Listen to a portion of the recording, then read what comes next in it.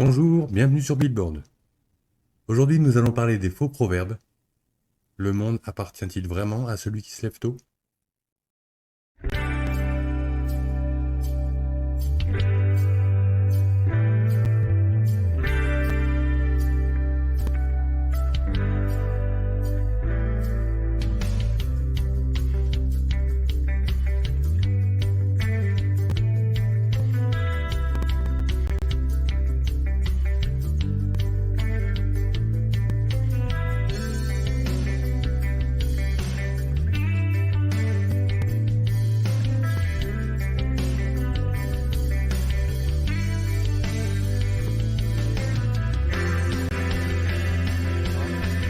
Comme si...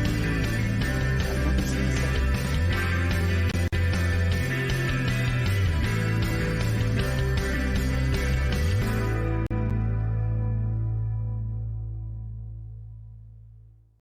Bien, bonjour. Avant tout, je voudrais remercier les abonnés, ainsi que tous ceux qui ont partagé les vidéos.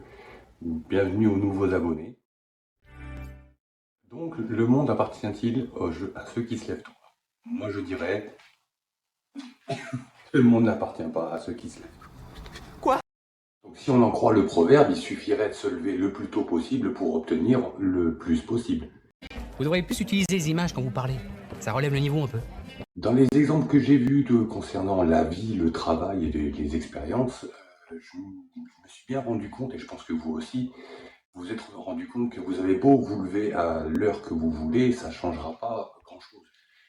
Partout, tout le monde sait pour les fuseaux horaires, vous connaissez tous la différence d'heure qu'il y a entre ici en France et ce qu'il y a plus vers l'est où l'heure est déjà avancée et vers l'ouest où l'heure va arriver. Donc on aura beau se lever à l'heure qu'on veut, il y aura toujours quelqu'un de levé avant et quelqu'un de levé après. Ces conneries de gauche et droite, ça veut rien dire ces machins. Selon comment on est tourné, ça change tout. Alors du coup, je me suis dit, je vais le changer ce proverbe, je vais faire le mien. Et plus j'y réfléchis, plus je me dis que le mien est beaucoup plus vrai que celui-là. Explication. Tout d'abord, le fait de se lever tôt, dans le proverbe, ça indiquerait qu'on obtient de la puissance ou de la richesse pour euh, une sorte de domination du monde. Dis Cortex, tu veux faire quoi cette nuit? La même chose que toutes les nuits, Minus, tenter de conquérir le monde. Et il me semble pas que des gens qui soient riches ou puissants, comme on dit, se lèvent plus tôt que les autres. Par contre, une chose qui est sûre, c'est que dans le proverbe, il y a une échelle de temps. Mais pas forcément le temps qu'on pense. C'est-à-dire que vous allez prendre quelque chose, une information que vous allez donner à deux personnes, même si elles ont un âge différent, un métier différent. Vous prenez quelqu'un qui a 20 ans, qui est à l'université, quelqu'un qui a une trentaine d'années, qui est dans le monde du travail, vous leur donnez à tous les deux la même information qui pourrait les aider dans leur vie quotidienne. Ils l'ont eu en même temps, mais il y a un décalage. Il y en a un dans sa vie, à lui, dans son évolution, dans sa vie, il l'aurait eu plus tôt. Après, j'ai essayé de comprendre aussi ce qui serait le sens du proverbe, parce que il y a des proverbes que je comprends très bien, hein, tant va la cruche à l'eau qu'à la fin elle se brise. C'est à force d'abuser, ça finit par casser. On a tout tiré sur la corde, voilà. Il y en a un que j'ai mis du temps à comprendre, c'est un tien vaut mieux que deux tu l'auras. Tu l'auras, tu l'auras. Tiens. Donc un tien vaut mieux que deux tu l'auras, c'est ça, c'est tiens une fois, ça vaut toujours mieux que tu l'auras, tu l'auras, tu l'auras.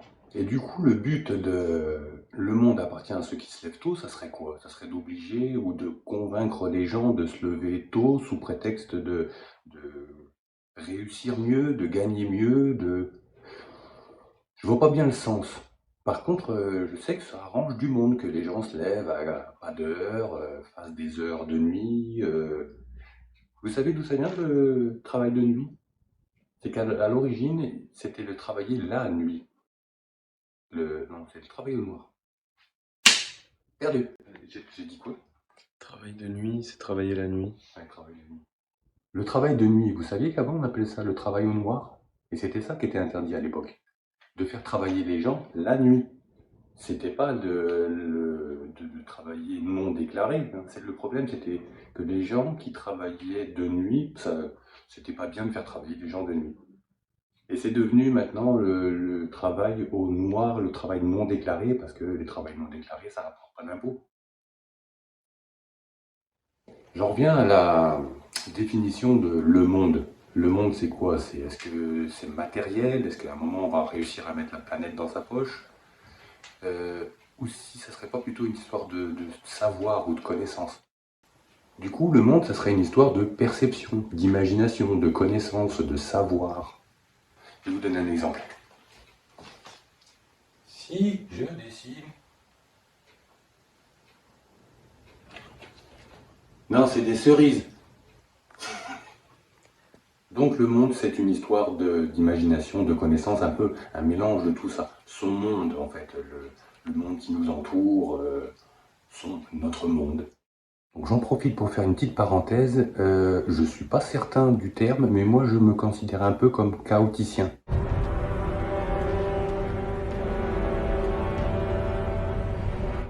Non, pas comme ça. Simplement, le fait de considérer que chaque chose est à sa place. C'est-à-dire que vous prenez un tas d'ordures dans une déchetterie.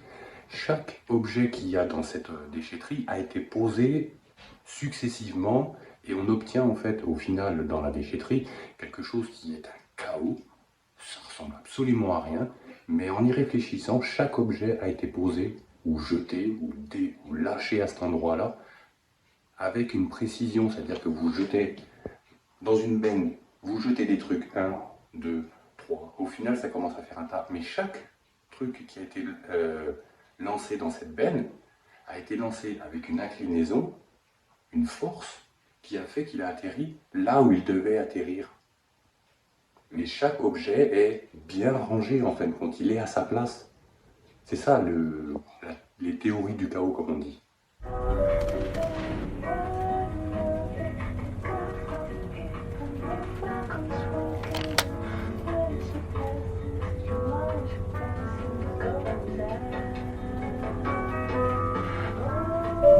Après, je me suis rappelé dans un film, Snatch, je sais pas si vous l'avez vu, si jamais vous l'avez pas vu, c'est un très bon film, je vous le conseille. Au tout début, on voit des gens entrer dans un ascenseur et parler d'une erreur de traduction qui aurait été sur l'histoire de Jésus.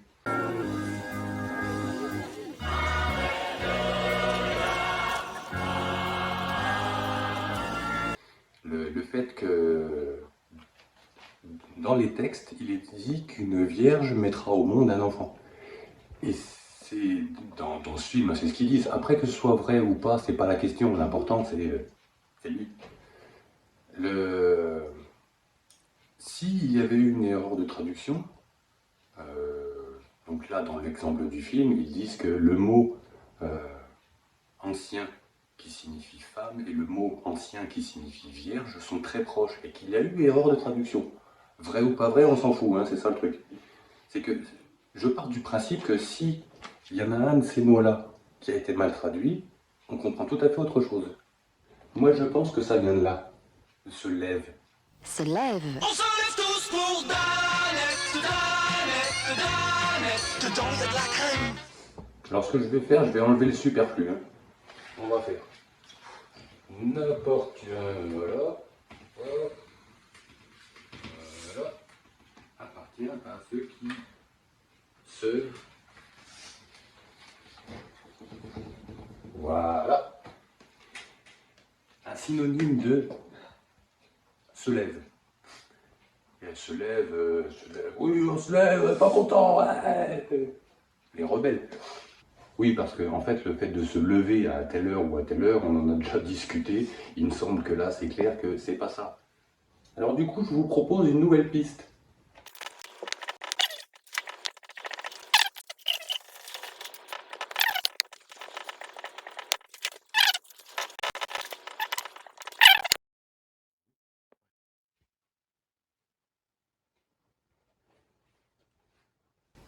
Le monde appartient à ceux qui s'éveillent tôt. Ceux qui ont compris comment ça marche, ils y arrivent mieux, plus vite, plus rapidement. Donc, le monde appartient à ceux qui s'éveillent tôt.